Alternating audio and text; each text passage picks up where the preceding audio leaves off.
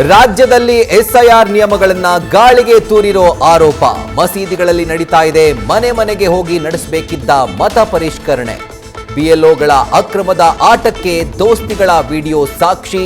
ಸರ್ಕಾರದ ವಿರುದ್ಧ ಕಿಡಿ.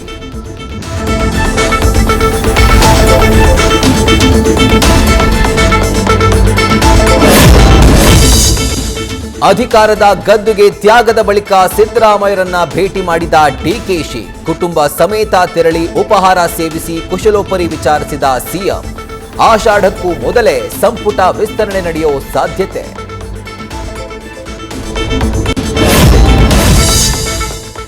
ಕರುನಾಡ ಮೇಲೆ ವರುಣ ಕೃಪೆ ತೋರದೆ ನಾಡು ಬೆಂಗಾಡು. ರಾಜ್ಯದ ಜಲಾಶಯಗಳು ಬತ್ತಿ ಬರಡು. ರೈತರಿಗೆ TB dam board shock. Hidkal ನವಿಲು ತೀರ್ಥ ಡ್ಯಾಂ ಖಾಲಿ.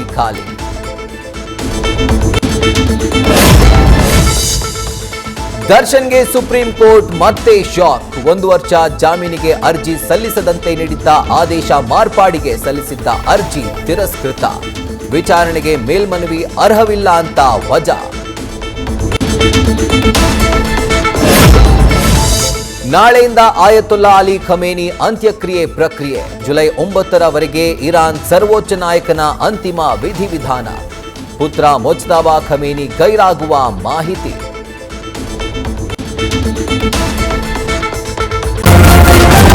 ನ್ಯೂಸ್ ಫಸ್ಟ್ ನಿರ್ಭೀತಿಯಿಂದ ನಿಮ್ಮ ಪರವಾಗಿ.